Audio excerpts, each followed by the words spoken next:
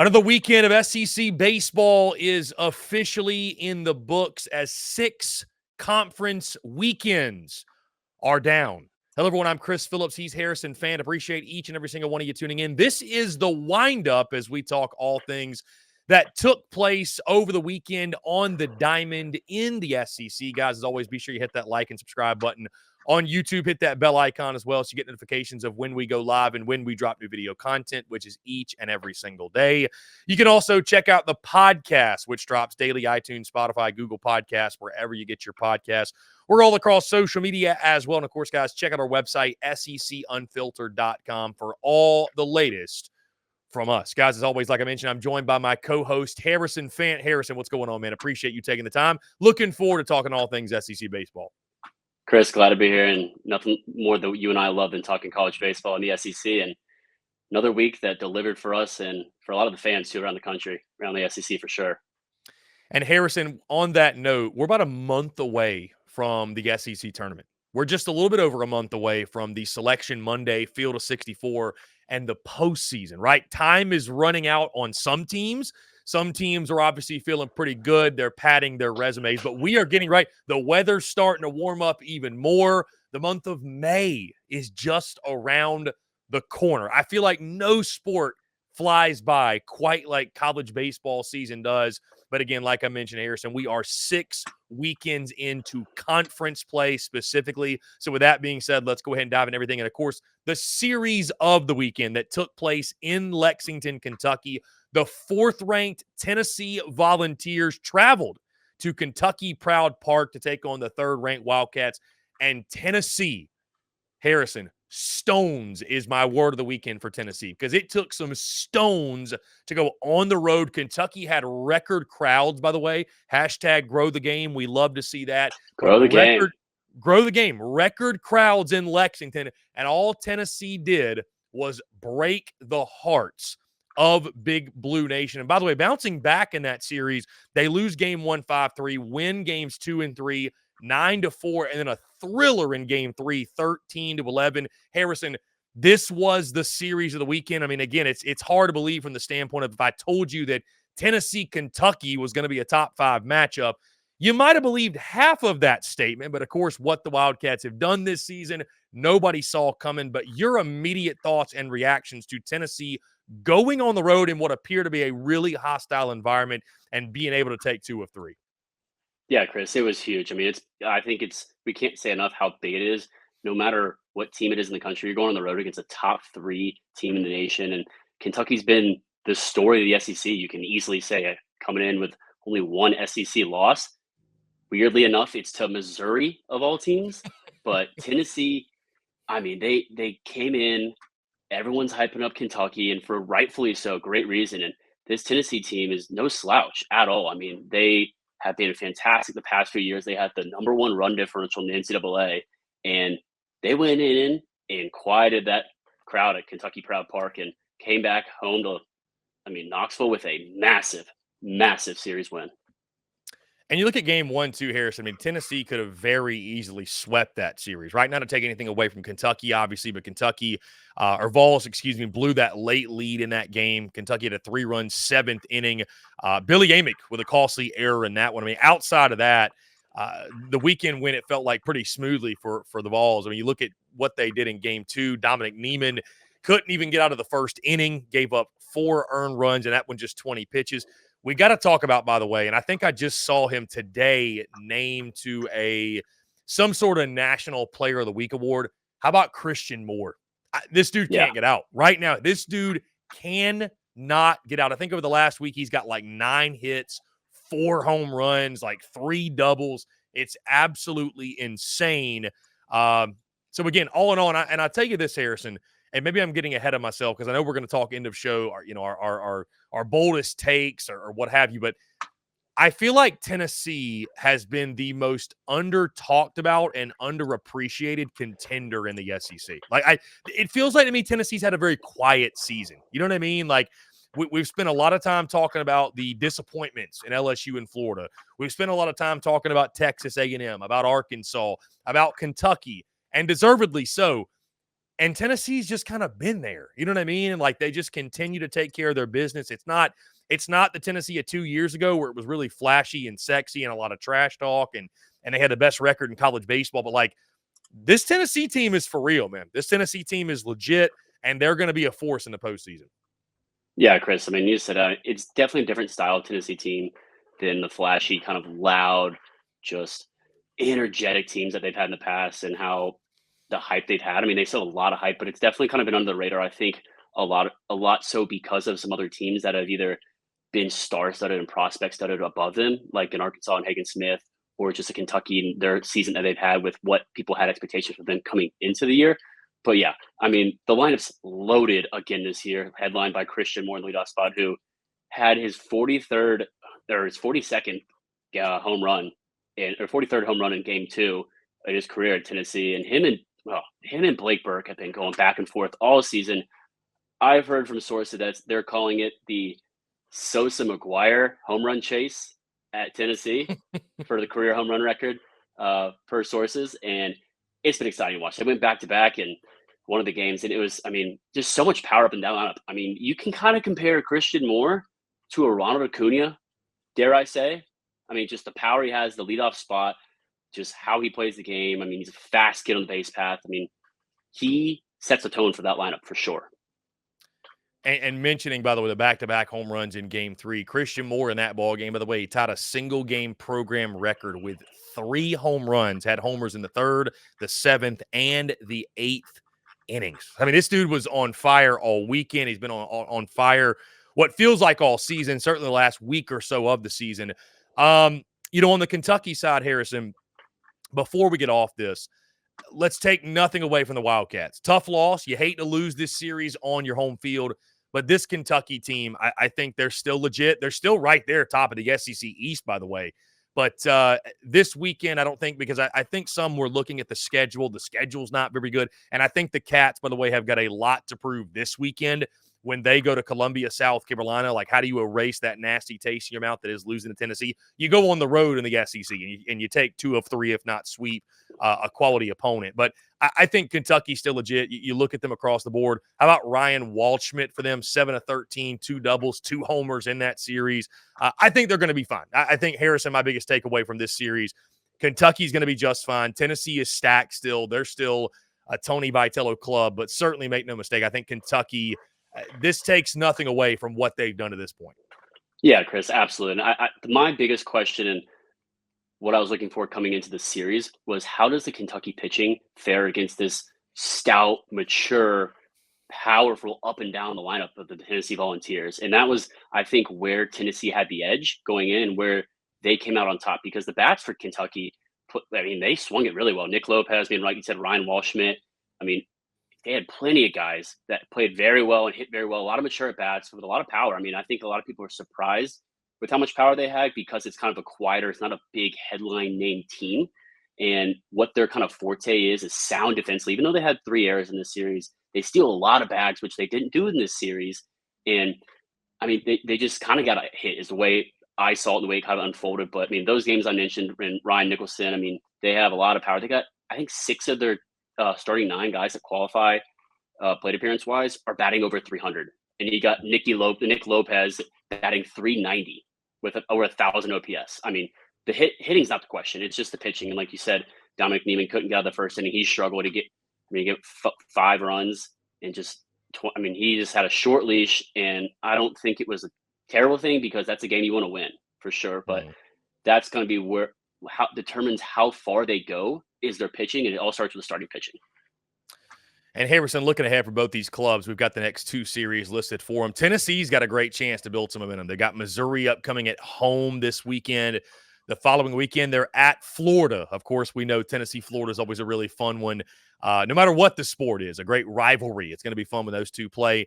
Kentucky, I think, Harrison, this is where I'm curious to see how Kentucky responds. And I tell you what, if they can get through these next 2 weekends, certainly with a pair of series wins, because they got South Carolina on the road and then Arkansas on the home field. But you get through these next 2 weekends 3-3. Like, I think that's all you really have to do if you're Kentucky, because they still lead in the SEC East by 3 games. And I know winning the division It's not the end all be all, right? Sometimes the team that finishes 4th or 5th, they go the furthest in the postseason. But certainly when you're in this point, 15-3 in conference, 32-7 overall, again, it's still a 3-game lead over second place Tennessee, who sits at 12-6, even after losing 2 of 3 to the Volunteers. I think these next 2 weekends, they're going to tell us a lot about this Kentucky ball club. So excited to see how they Yeah, respond over the next couple weekends. absolutely. And same, I mean, Tennessee, I think they can't take this next week for granted lightly, because I mean, Missouri's been playing a lot better recently and had a really good season. Kerry Jackson's led that team to a really good season so far, more than what people expected. So hopefully Tennessee doesn't kind of sleepwalk into that, especially at home. But I mean, again, shout out to Christian Moore and Blake Burke. I'm going to go ahead and say it. They have the best 1-2 in the order in the SEC right now. I'm going to go ahead and say it. I don't think that's too bold of a statement either when you look at the production they put up.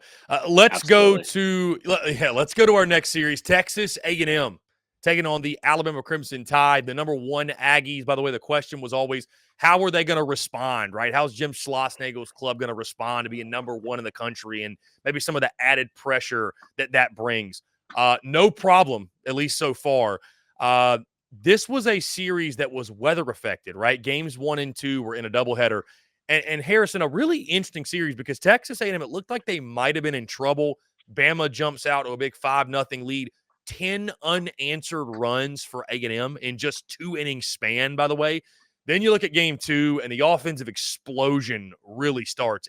18 runs on 18 hits for the Texas A&M lineup. Of course, Alabama able to salvage that game 3. They lose 2 or 3 in this one, but I think you look at this, Harrison. I mean, again, we praised Texas A&M all week last week, which deservedly so. They still deserve that and more, but the offense continues to impress. You talk about best lineups in the SEC.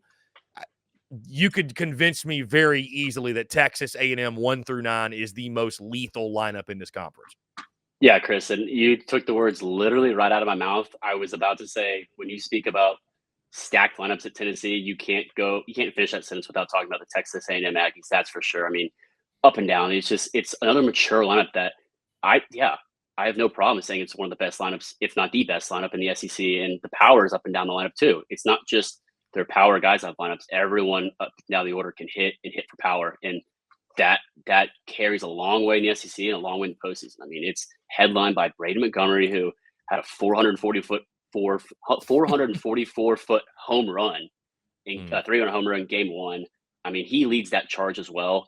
And then you got Jace Laviolette, Hayden Shaw, just these huge guys and huge role players for them that's just consistently producing at this high level. I mean, they combined in the game 2 of the doubleheader. They each had a home run. They each had 4 RBIs, and they had 12 of the 18 RBIs, just 3 guys.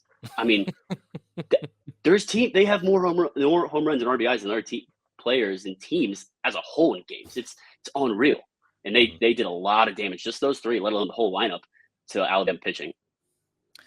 Yeah, I mean, Jace Laviolette, Braden Montgomery, Harrison, a great place to start. We got in our notes here, obviously, Jace Laviolette becoming the first player in program history to reach 20 homers in back-to-back seasons. And A&M's got a pretty good baseball history and tradition. So for Jace Laviolette to become the first player ever to do that, it's saying something. I mean, it really is. Also for Texas A&M, 5 consecutive series wins against ranked opponents off of their best start in program history, 13-5 in conference. Certainly the good times are rolling in College Station. For Alabama, we talked about this Bama club all preseason, all throughout this season. Everything, it's all going to come back to them. They're pitching, right? They're going to be a solid hitting club, but they need those power arms to come through. We saw some chinks in the armor in regards to the bullpen early in this series. Ben Hess continues to struggle. You just got to get those things shored up, bottom line, especially your bullpen, right? I mean, you got to be solid across the board, but man, if you've got a faulty bullpen, you're going to get exposed weekend in, weekend out in the SEC. Yeah, and 100%. But it's also tough when you're having to roll that bullpen out for a lot of innings over the weekend and cover a lot. It adds up throughout the season, let alone a series, and it just puts a lot of pressure on them because when you have starters like Ben Hess, who's been struggling a lot recently, a lot of fastballs up, and just I don't think he's tipping any pitches. Just he's not getting in adverse counts and putting guys away early. And a lot of guys, I think, seeing maybe his off-speed stuff and laying off it or seeing it up, it puts the bullpen in a tough situation, and you can't do that more than one game a series in the SEC. So it's not a recipe for success, that's for sure. But I mean, the A&M lineup is one of the hardest to face in the SEC. And you got just the whole lineup stacked. I mean, we could go up and down the whole lineup if we want to right now. I mean, it's that legit, and it's a lot of names that people know, a lot of names that people don't know. I mean, Jackson Appel, he's got a 23 game on base streak, 12 game hit streak. I mean, it's ridiculous. I mean, Ali Camarillo's got a 25 game on base streak. Bray Montgomery, 22 game on base streak. It's ridiculous. I mean, that's just how consistently good they are week in and week out in the SEC of all conferences. And Harrison, you look what's next for A&M and Bama. A&M's got Georgia at home in College Station, then at LSU in a few weeks, which admittedly that series looked a lot more interesting a couple months ago when we were looking at the schedule, but either way, still Baton Rouge, tough place to play. But Alabama, I think what's interesting, Harrison, they are 7-11 right now in conference play, 7-11, sitting fourth in the SEC West, and this was a Bama team that there were mixed feelings on, I think, in the preseason. Obviously, year one of Rob Vaughn. Their next 2 weekends, they are at Ole Miss and at Mississippi State. And with the way those two teams are playing, those are going to be 2 really hostile environments. And it feels like, Harrison, for Bama, the season's going to go one way or another potentially, depending on how those 2 weekends go. So, and what's cool, too, is there's a log jam in the SEC West with State, then it's Bama, then it's Ole Miss. So certainly we're going to get a shakeup in those standings, in those rankings, if you will. But for Bama, not that they haven't to this point, but you got to cut it on. You got to turn it on, because going on the road to the SEC, you got to find a way to minimum survive, right? You got to find a way to survive, salvage at least one of those 2 series. And certainly, again, facing Ole Miss and State next 2 weeks. Going to be very, very interesting for Rob Vaughn. Chris, one thing about, going back to the end of this series, I think it's huge for Alabama to take game 3. I mean, it's not get swept at home. Every game in the SEC matters. I mean, this is the 3rd win against the number 1 team in the country, and the number 1 team's been twice Arkansas and now A&M. They're pitching a struggle, but if you look at this series, I think something that's been really overshadowed, and I don't think people are going to really see with how stacked this lineup is, how many runs and hits they put up, is the struggles that the A&M pitching staff had this week. And I mean, you look at Tanner Jones, you look 4 innings, get 5 earned runs, 1 strikeout. I mean, then you go to Sunday and you look at the struggles they had there. I mean, if Justin Lamb he didn't go 2 innings, 5 earned runs. I mean, it's definitely overshadowed, and I think that's should raise some eyebrows and some concerns. Ryan Prager only went 3 innings. I mean, 7 Ks and you get 4 runs. I think those things are something to keep an eye out and see how they kind of adapt and what they tweak. Max Wiener just been such a great pitching coach at A&M, has really done a fantastic job at the staff this year. But I'm really, really going to focus on that next week, I think, against another really good lineup in Georgia and Charlie Condon. So keep an eye on for that. Harrison, let's go to Columbia, South Carolina, the series between the Arkansas Razorbacks, the 2nd-ranked Arkansas Razorbacks, and the 20th-ranked South Carolina Gamecocks. Arkansas takes 2-3. I think this series was, dare I say, a little bit more competitive than I think some of us expected, from the standpoint of, like, South Carolina very well could have won this series. I mean, it's absolutely. I think most expected the Hogs to find a way to at minimum take 2-3, but I mean, South Carolina was right there. They lose game 1. Of course, Hagen Smith pitches in this ball game. They lose that game 2-1. Then win game 2 6-3. Of course, there was a doubleheader on Saturday. Win game 2 6-3, but then lose game 3 9-6. So all 3 of these games really tightly contested. I mean, again, when you almost beat Hagen Smith, you're playing some pretty good baseball. And oh, by the way, Hagen Smith still 6 innings pitched, 2 hits, 1 earned, 11 strikeouts. Did have 5 walks in this game, which was a little bit uncharacteristic of him, but still, even when he's not great, he's still fantastic, right? Roman Kimball. Definitely uncharacteristic. Roman Kimball gets the start in game 1. It turned into a bullpen game for South Carolina. Ty Good, Chris Veach, Marlott, McCoy at the end there pitched really, really well. But, of course, Arkansas, they do what they do best. When Hagen Smith takes the bump, they win the ball game. Eli Jones getting that start in game 2. He was really good for them. South Carolina, obviously patient at the plate in game 2, able to steal that one. And then game 3, of course, they fall. But the big number, Harrison, from this weekend, right? Because you and I talked off air, and I'll say it here yet again, and I've said it many times over the last couple of weeks. This Gamecocks ball club, they're doing their same song and dance under Mark Kingston, right? It's like the carrot dangling in front of your face, right? You can never quite get there. And there was a quote from Mark Kingston after this series this weekend where he said, "We're getting close. We're getting close." And Harrison, I went and did my due diligence. And I looked up and I said, when other times, because I feel like I've heard this before, have there been other times that Mark Kingston said, "We're getting close"? Found damn near the same exact quote in 2021, 2022, 2023. It's the same thing year after year after year where there is this ceiling they just can't break through for whatever reason with Mark Kingston at the helm. It doesn't mean they're a terrible ball club either, but they're sitting, what did I tell you? 34 to 36 wins. They're going to be right at 500 in SEC play.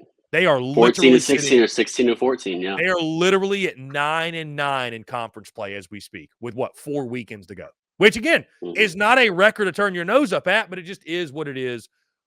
But the number, Harrison, that jumps out, and we saw this last year with South Carolina, when this guy is hot, they win. When he's not, they don't. It's really that simple. And that man is Ethan Petrie. He goes 0 for 12, 6 strikeouts in this series. This kind of reminds me, Harrison, folks probably won't remember this, but you and I will, the series a couple years ago, South Carolina, Florida, where I forget the hitter's name for Florida, but he went 0 for 15 that weekend with 11 strikeouts. It's kind of that weekend. I forget his name. Very high draft pick, by the way. Very, very high. I can Judd see Fabian? Fabian, yes. I was about to say I can see him in my head, but I cannot think of his name. Reds, yep. It reminded me of that type of weekend. Either way, though, your thoughts. Arkansas, give them credit, goes on the road, gets a huge series victory, winning 2 of 3. And South Carolina, they do just enough to make you believe that they can challenge the upper echelons, but then they do things at the same time in the same weekend that make you go, they're just not quite there. Yeah, Chris, 100%. I got a couple points definitely want to hit. 8 quality starts when Hagen Smith is pitching. They are 10-0 in his starts, if that's a shocker to you. I mean, probably the best pitcher in the SEC and one of the highest prospects in the upcoming 2024 MLB draft, according to Guy McDaniel. And to lose a game 2-1 to him and they have a chance to win that game, that's huge. I mean, I was really, really impressed with that, especially Roman Kimbrell, him starting. That was, I don't know if that was just a kind of a flip the script to kind of go against Hagen Smith and throw Eli Jones in game 2. I think that's more of what it was. But like you said, the bullpen of those guys really, really kind of shut it down. I mean,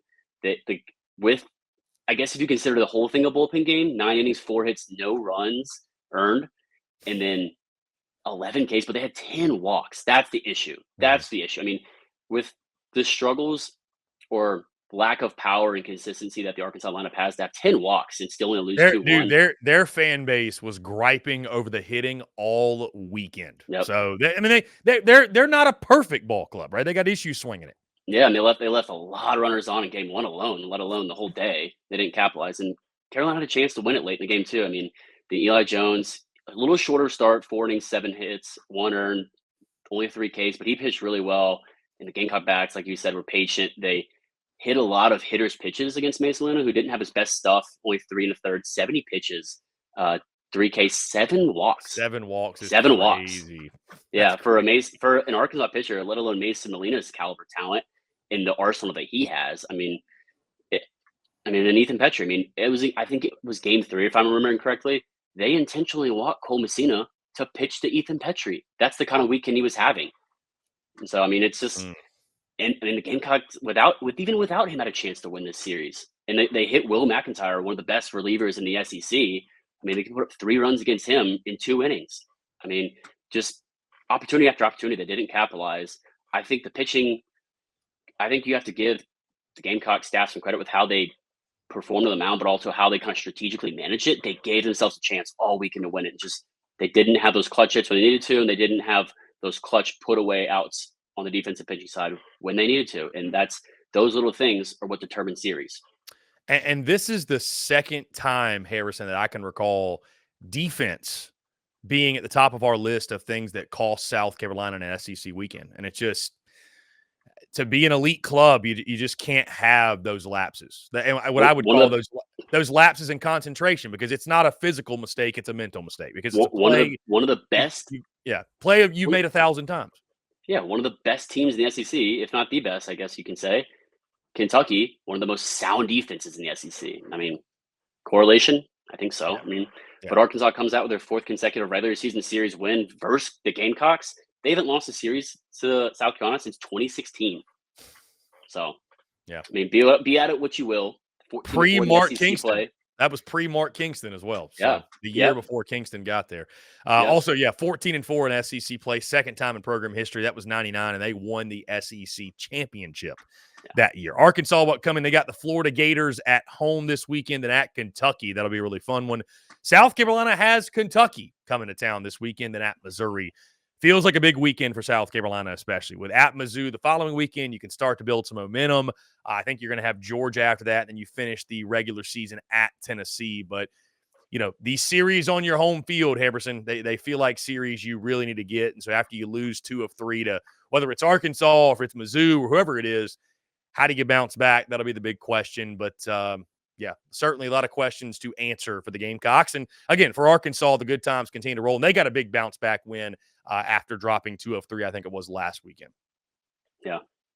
So as we move on a pack slate, Florida took on the Vanderbilt Commodores. And Harrison, what I'm going to stop doing, I'm going to stop picking Florida to win. By the way, shout out to you because last weekend's picks, a perfect sweep, 7-0 on the weekend. When it came to picking series, I went 4-3, 7-0, my friend. A golf clap for you, a pat on the back. That was wildly, wildly impressive. So again, you picked the Vanderbilt Commodores here, and Vandy took care of the business, winning 2 of 3, winning games 1 and 2. Florida salvages game 3, winning that one 6-2. It was very Vandy baseball, right? 10-5, 5-2, 6-2, those type of scores. Your overall thoughts on this one, Haberson? Again, I think Vanderbilt's kind of a club because of their inconsistencies. Again, they're another one that I don't know that we talk about quite as much, right? They're 10-8 in conference. So, they're hot one weekend, cold the next. I mean, Harrison, I can't tell you how many times I've bought and sold stock on Vandy and gone back and forth on them. But, the Florida Gators are down. It's still a big series victory. I'm sure we can continue to beat not a dead horse, but a dead Gator at this point if we really want to. But on the Vandy side, what impressed you so much about the Doors getting the job done? Shout out to Vandy boys helping with the sweep of the weekend. Our first sweep, I think, of the pick'em. So I'm going to take all the props for that for sure. The research, the analytics we put in, the results, the proofs in the pudding. We love to see it. We love to see it. I mean, you just got to stop picking Florida, I think, especially SEC on the road. But I mean, I respect the pick. You can't go wrong with an upset pick in the SEC. You love to see it. You don't want to be the guy that picks every, you don't pick chalk, but anyone can beat anyone in the SEC. We talk about it every week. So, but yeah, what impressed me about Vanderbilt the most was just, I mean, I think the pitching to kind of limit as much as possible this stacked Florida lineup. I mean, we talk about the inconsistencies that Florida has, but they also have one of the most stacked and powerful lineups up and down in the SEC. When they're hot, they're one of the hardest teams to get out, let alone not prevent from scoring runs. So Bryce Cunningham in game 1 did a fantastic job of that, I think. He gave it 3 runs, but I mean, he looked a lot more dominant than the stat line. Fastball jumped out of his hand. He was spotting it up all over. Most of his strikeouts were this fastball. And then, I mean, Carter Holton. I mean, I wrote an article midseason rankings. He's number 2 in my midseason rankings of starting pitchers in the SEC. With 7 innings, 4 hits, 2 runs, 10 Ks, no walks. He was locked in. I mean, his fastball mid-90s, jumping out of the hand as well. I mean, pitching at home helps for sure. His mid-80s breaking ball sharp. He was spotting that up all over. He was just in his bag, and it was awesome to see. And it kind of led the way for the Vanderbilt offense to kind of do their thing. All right, we got a stud on the mound game 1. We got a stud on the mound game 2. Let's give it to the boys to, RJ Austin to just go have a day, have a weekend. I mean, he almost hit for the cycle in one game. He was a home run short of the cycle in one game. So, I mean, it starts with the mound with them, I think, for sure. Yeah. And I mean, that's typical Vandy baseball, right? It always starts on the mound. It's like a pitching factory there. We talk about pitching labs and stuff like that. I feel like Vandy was probably the originator of whatever lab it takes to build an MLB pitcher. They seem to have it there. The amount of MLB pitchers they have is ridiculous. It's crazy. I mean, it's crazy. In the midst of a really difficult season, Jack Caglione continues to be fantastic, whether it's swinging the stick at his 22nd home run in that first game. Game 2, he had his 9th straight game with a home run, which tied the NCAA record. 9 straight. Which, and by the way, on a side note, I loved seeing, I guess it was in game 3, where it was Jack Caglione's final at bat. It was Top of to the ninth, extend, they yeah, what, walk him. extend the streak and they walk him. Do you have an issue with that? I don't. It's not Vandy's responsibility to make sure he has a quote unquote fair shake. He had like 4 at bats before that. Like it's No, not I don't on. have If an issue with it. I see it from the Vandy perspective. Like we don't give a damn if this thing gets extended. We don't we don't want it extended against us. Like we don't owe it to you. So You don't want your name in the record book as the team who no, set the new record. Yeah, I have no right. problem with it. I mean, if you're on the mound, you want to be like, I want to be that guy that goes strikes him out, top of the ninth. But I mean, situational wise, it made sense for sure. I Yeah. mean, why pitch him if you don't have to? So, Yeah. Florida fans, be mad all you want. I completely understand, but it's a game of baseball. He had plenty of other opportunities early in the game to do it. To do a feat that is insane to even think of. I mean, Yeah. as hard it is to get 9 consecutive game hit streak, let alone 9 straight games with a home run. I mean, a quote he said, "I love hitting lefties. I love lefties." Game 2, he got a 2-0 2-0 hanging slider that was flipped in there from Carter Holton, probably his worst pitch of the day. And he mashed it, home run oppo. It was unreal. I mean, 15 of his 23 home runs are against lefties. I mean, as a lefty-lefty matchup, to see a lefty that well, that's a special talent right there. Not something you see every day at the college level, let alone professional level. So even more props to that in him and the power and just the hitability he has and why he's projected so high. And he was fantastic on the bump in game 3 as well. 5 innings pitched, 2 earned runs. Whenever he takes the mound, they seem to win. I think Florida's only wish right now is they could clone him 2 more times, and maybe that would help them out. Keep him in that Sunday role. You have to. Yeah, I mean, I think at this point you have to. I was going to mention, though, we had you don't see this very often. We had a pitcher rejection for a foreign substance on the forearm. That was J.D. Thompson of Vanderbilt. So and he was pitching really well leading up to that for sure. I mean, he kidding. shoving. He was shoving it. I mean, no 6 kidding. Ks and just over 3 innings, only 1 earned run. I mean, he was shoving. So to have that situation kind of happen, it was really weird how it happened. Kevin O'Sullivan in Florida seemed kind of confused and like kind of initiated, but then you see the Vanderbilt dugout, be like, all right, like what's going on, and want to get more information, and whether he actually had anything or not. I mean, it was obvious he kind of went to his glove side, his right wrist, because he's lefty, and then he kind of looked like he wiped it off on his belt or kind of readjusted his pants. Interesting situation. I'm wondering kind of what kind of resolves kind of comes out from that, but he was cool to watch the pitch. He was fun to watch. I mean, I haven't seen him pitch much this season at all, but he's got some good stuff. That's for sure. Electric arsenal.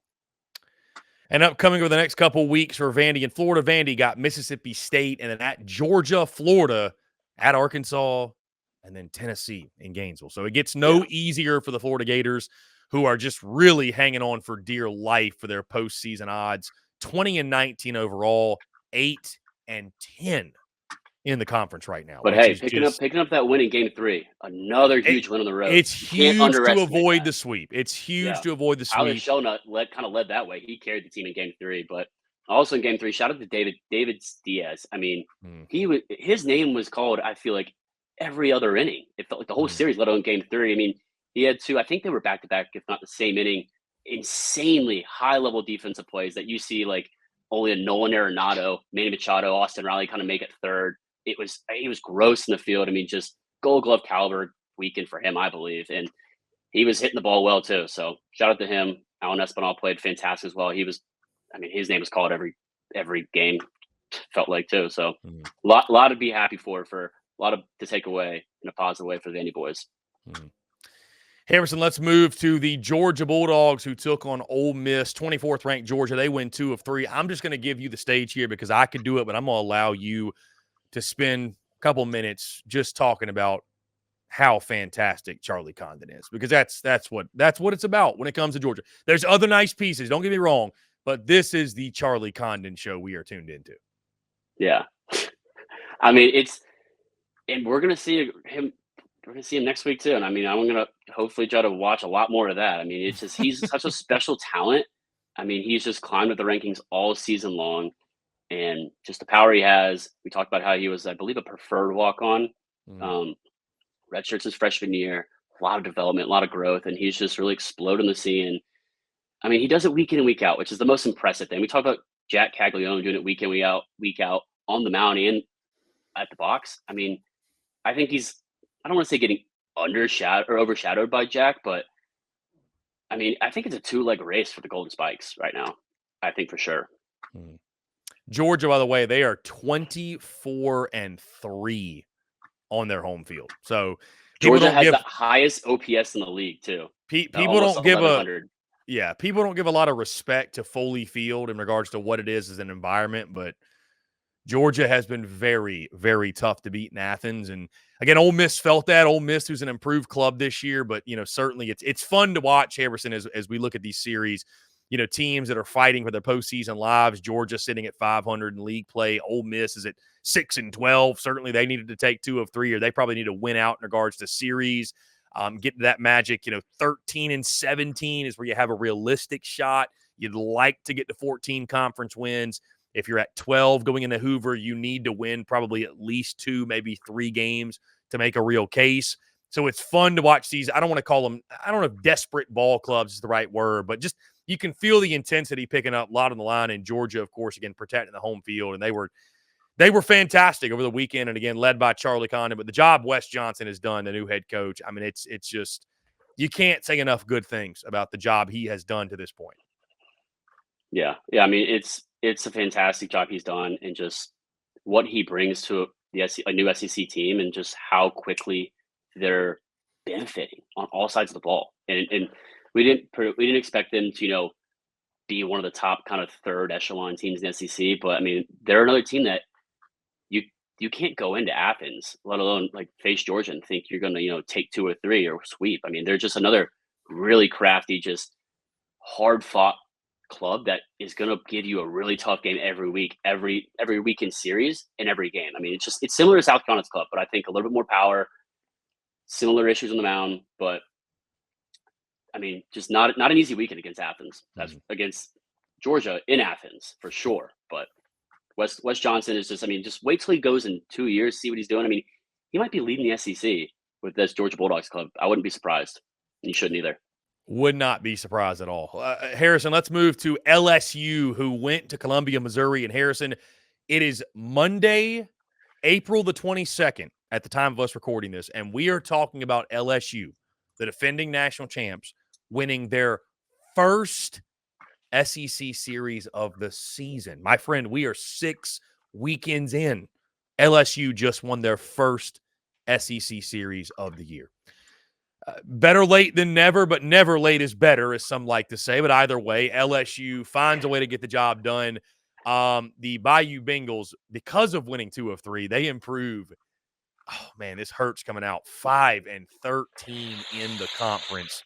I guess, it's something to feel good about. But I hate to say, Harrison, that it feels like the season's lost for them. But we're really close to that. Like we're really, really close to these weekends not mattering all that much anymore for them. Like and like the fact you couldn't even sweep, all due respect to Mizzou, like the fact you couldn't get the sweep, kind of a missed opportunity to a degree, but it was one when you definitely needed to. Yeah, I mean, I guess, congrats on the Bayou Bengals for finally finding a way to beat an SEC team 2 out of 3. So yeah, I mean, especially you win game 1, 12-1 in 7 innings. You go in there rolling hot, right? And just the expectation you have and what you need to do. Gage Jump, game 1, he pitched game 1 instead of Luke Coleman. He goes a CG 3-hitter, only 1 run, 14 Ks. I mean, he was dealing. Everything was on for him, spotting up everything really well. Only 1 walk. I mean, he just commanded the game from the jump, pun intended. And no, he didn't look back. But then to have Luke Holman go in game 2, and you're feeling comfortable. I mean, this LSU team, with the history that they have, the program prestige, coming off national championship, to do that and have your Friday night guy, and Luke Holman, even though he pitched game 2 in this series, going in game 2 and you end up losing 8-7. He goes 4 2/3, 6 hits, 5 runs. I mean, just it just hurts to say. It hurts to watch. Does LSU have a quick trigger and make a change at pitching coach after the season? Their pitching staff is a nightmare. Their pitching staff is a nightmare. I mean, I think you don't just do a one and done with Nate Yeski. I mean, I think you definitely sit down, you break it down, you kind of look at the blueprints, see what happens, see what we need to fix. You're obviously going to get some new guys and new pieces. I don't think you go one and done. I'm not a believer in one and done in any sport with any coach. You see it happen in football, more short leashes, basketball as well. Baseball, I mean, because you got to get your guys in, you got to recruit, transfer portal. I mean, I think there's a lot of opportunity to flip scripts quicker with the transfer portal and the players and how they change throughout the year. You have a lot of guys that develop from their freshman year to their sophomore year or make that, sophomore, junior jump leadership. I don't think so. I would be shocked if they made a change. I don't think they make one either, but I just wanted to ask you. But either way, it has been a nightmare season for LSU across the board, on the mound, swinging the stick, whatever it might be. But again, you have something to feel good about. So maybe, just maybe, LSU is a ball club with the talent they have. Still, we know they have talent. You get a little bit of momentum.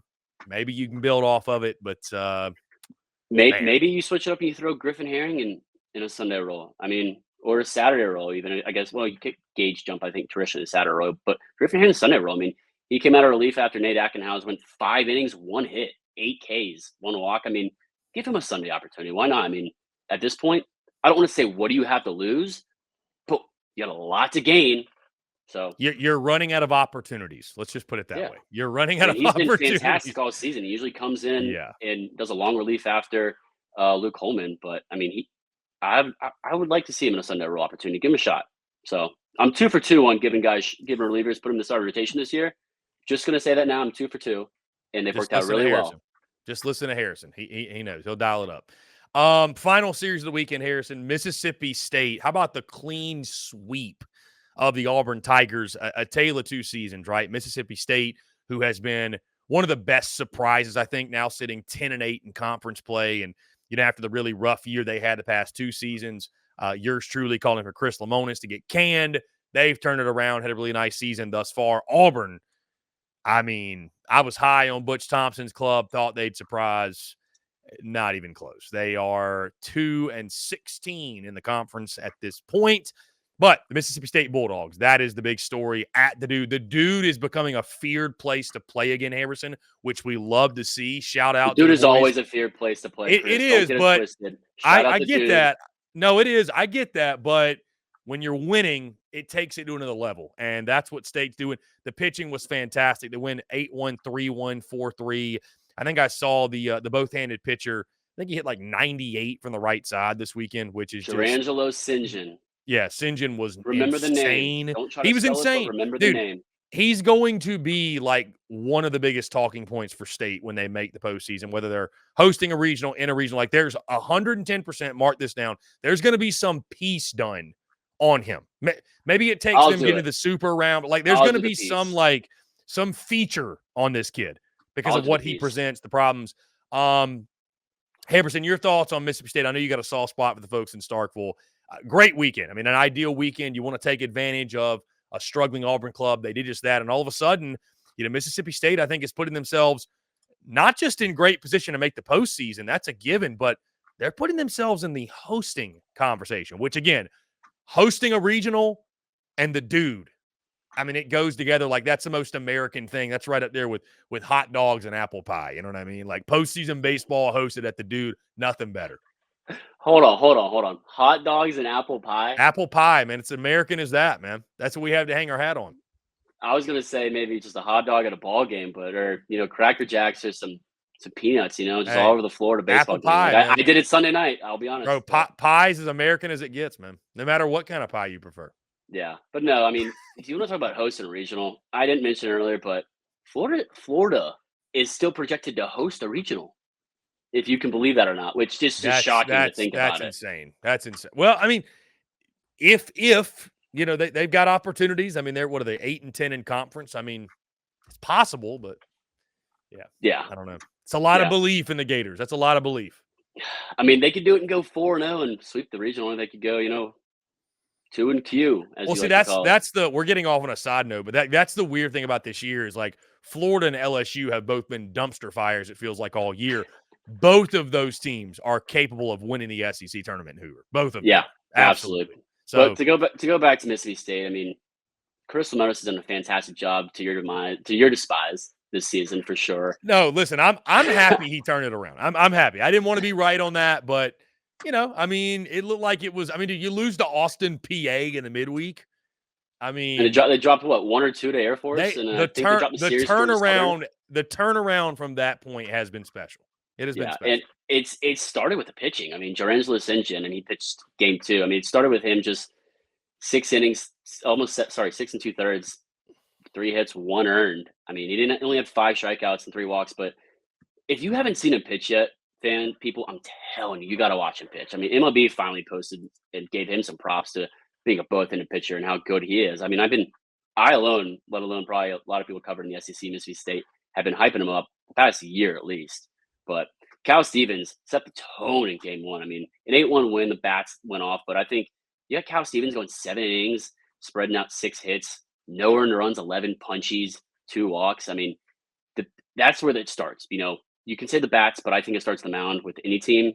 Maybe I'm pitcher bias, being a former pitcher, but I think the starter pitcher sets the tone for how the game's going to go. And when you got a stud going and he's hot, he's rolling, everything's on, he's dealing, he's dicing, you feel even more comfortable in the box as a hitter. From all my teammates that I've talked to that are playing at various schools, various professional teams, that's the big thing that they talked about. It's just the confidence that they have in their start on the mound loosens them up a little bit at times. Unless you're Christian Moore, just going yah out the gates.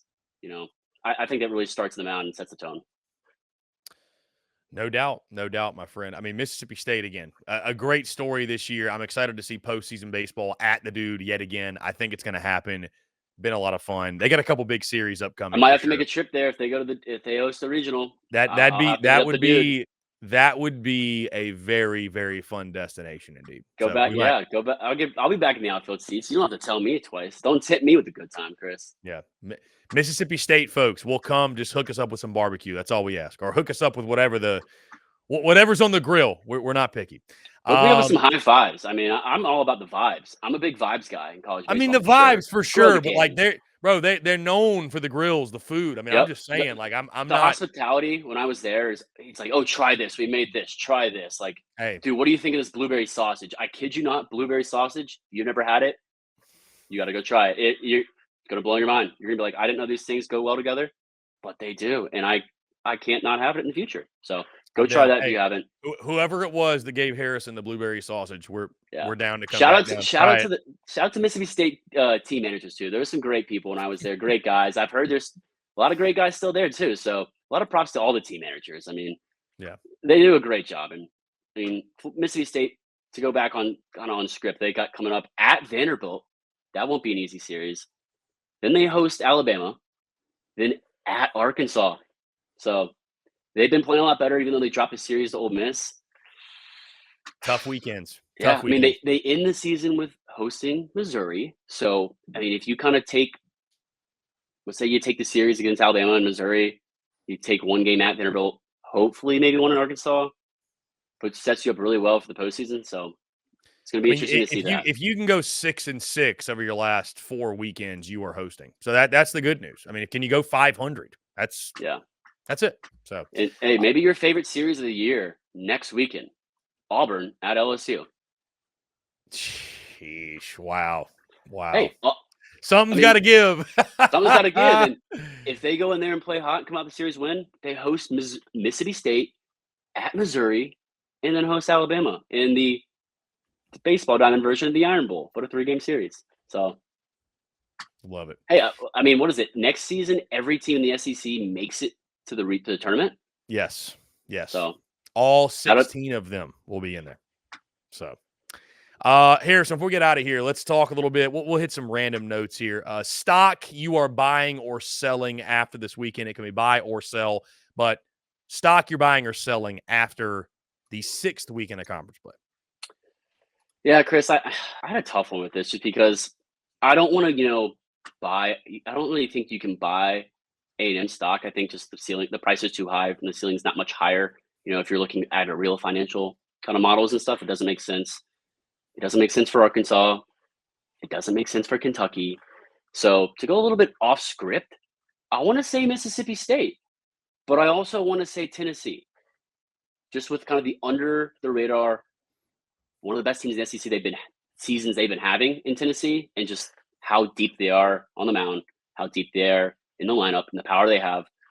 but in a different aspect, different way, how the season, how that the recency of Mississippi State's been playing and the rest of their season, they had just such a fantastic opportunity to go and potentially host a regional at the Dude where anything can happen, where you want to be playing if you're Mississippi State. So I want to buy a little bit of stock in each. I'm not buying a ton in either one, but a little bit in each. What about you, Chris? I'm buying stock in Tennessee. The title and the thumbnail that many of you have probably seen in this video, I'm going to echo it. Tennessee is the biggest Omaha contender that nobody's talking about for whatever reason. Nobody's talking about them. Nobody's giving them their love. Even after you beat Kentucky 2-3, people look at it, oh, it's Kentucky. Even though Kentucky's as good as they are, Tennessee is just not getting the respect this year. I really feel that. So I'm buying more. I think stock. Tony Vitello's fine with that. Oh, I think so too. I'm just saying. Boys, but I'm buying stock in Rocky Top, no doubt. Harrison, your mind, who proved the most, who was exposed, biggest takeaway from the weekend? I don't know if people are going to like this, but I think Kentucky still. I think Tennessee obviously won the series and just everything we really both echoed. But I think Kentucky, I think you really proved that they could have gone out and won that series. They proved how good they are in competing against the top talent in the SEC and the country. A lot of people had concerns with the early kind of lighter schedule and how hot of a start off they got because of that. But there's no reason to believe they can't make it to Omaha. They have a great team, great head coach, and they have all the pieces to make it to Omaha. So I think they proved a lot for me. I mean, I think that's maybe something that's on the radar. I don't think a lot of people are going to be riding with that this week, but Kentucky fans, I think, have a lot to be proud, pun intended, about how they played and how, I mean, in the rest of the season go forward. So for me, I would go, Kentucky is a really good one because I think Kentucky to sell a bunch of stock on them is wrong. I think Tennessee obviously proved a lot going on the road, took real stones. I'm going to go Georgia. Georgia. Ole Miss is, I mean, they're not great this year, but they are a sneaky good club. This is very easily a series Georgia could have lost. To take 2 of 3, Georgia just keeps that momentum rolling, right? They're doubted every week, weren't expected to do a lot. They keep the momentum rolling. I'm going to say Georgia. They continue to prove something to me, and I think to everybody else as well. So I'll go the Georgia Bulldogs. I mean, they could make a deep run in the SEC tournament for sure. Yes. Or they could, make a quick exit and then go to the postseason. But don't be surprised either way. Yeah. Harrison, in closing, the midseason Golden Spikes list was released. Tons of SEC players on this list. I'm not going to read through them all. I mean, I feel like the names that matter: Charlie Condon, Jack Caglione, right? I mean, maybe we should mention maybe a Braden Montgomery, right? Yeah, yep. Braden Montgomery. Hagen Smith. Okay. Yeah, you got to go Hagen Smith for sure. Too. Yeah. But a long laundry list of SEC players on that list. And then, of course, guys, the D1 Baseball Top 25 came out early Monday morning. The top 4 hailing from the SEC: A&M, Arkansas, Tennessee, and Kentucky. You got Vandy at 11. You've got Georgia at 20, so they slide up. Bama at 23. South Carolina at 24. Harrison, really quickly, your thoughts on the top 25? I mean, the SEC's loaded, right? I mean, each week continues to prove that the SEC is the best conference in college baseball, and it proved even more this week. I mean, especially from Kentucky, I think that's a good spot for them. I could have seen them drop to 4 or 5 maybe, but to only go from 3 to 4 when you play a top 5 team in Tennessee and you play them very, very competitively, even though you're at home, to drop that, I think 4 or 5 is a really good spot for them. I believe Oregon State dropped from 5 to 9, if I'm remembering that correctly, and Florida State goes up a little bit, but I think it's a good spot for a lot of teams. Not a ton of movement. I'm not big on overreaction. I can't say that enough. Overreaction in jumping too far up or down in the rankings, or how Florida State did earlier this season, out of the rankings to 15 or 13, whatever it was. But if you look at it, SEC member next year, Oklahoma is now at number 18. They've been hot recently, so lot to be happy about, Boomer Sooner. So keep an eye on them. I mean, they're turning the right direction, the right time. Maybe a little hot, cold, hot theory. Big fans of that. Shout out 11.7. The boys there, we love those guys. So, what kind of reactions you got from the top 25? My biggest reaction is this. We love to talk about the blue bloods, whatever sport it is. We got Kentucky in the top 5. We've got Duke, Wake Forest. We've got UC Irvine's up there. I know they're a historically good program, but I mean, Indiana State. I mean, you look at some of these programs, Oregon, but there's no Texas, there's no Florida, there's no LSU. It's somewhat of a strange year. So, which we love to see. I mean, different programs are stepping up and doing well, and that's what makes college baseball and college athletics so much fun. So, It grows the game. It's great for the game. I'm a huge mid-major guy. A lot of friends that played at mid-majors. Big fan of mid-major programs. Seeing them in the rankings and just college baseball is one of those games where in the SEC alone, but in all of college baseball, anyone can beat anyone. I mean, we've seen Nicholls State beat LSU. We've seen these just crazy teams in mid-majors who, if you bet on college baseball, it's probably a terrible idea because college baseball, and I believe, is the hardest sport to bet on unless you followed my picks last week with I had a sweep. So kind of touch on that again. But I mean, mid-majors, we had Coastal Carolina win it in 2016. You had Oral Roberts go to Omaha in 2023 last season. If I'm remembering correctly. yeah. Love a good mid-major that compete with these SEC caliber teams, and it's great for the game of baseball. It grows the game. There's so much talent in baseball, and it's just so fun to watch each year, and just the different storylines and themes from players to teams. We love it. Quick little shout out too to Texas A&M coach. How did you say his name? Jim Schlossnagle, correct? Schlossnagle, yeah. I believe he wore one on the hamstring this series. I believe so, if I remember seeing Twitter correctly and saw a picture of it. So shout out to him for wearing that. Rub some dirt on it, Yeah, I'm here for it. Schloss is a legend, no doubt. Schloss is a legend, no doubt. Guys, that's going to do it all for us. Appreciate each and every single one of you tuning in. Be sure, again, hit that subscribe button on YouTube. Hit the like button as well and hit the bell icon for notifications when we drop videos, which is each and every single day. Also, check out the podcast wherever you get your podcasts. We're all across social media and the website as well, secunfiltered.com. For Harrison Fant, I'm Chris Phillips. Guys, appreciate you all tuning in, and we'll catch you next week on another episode of The Wind Up.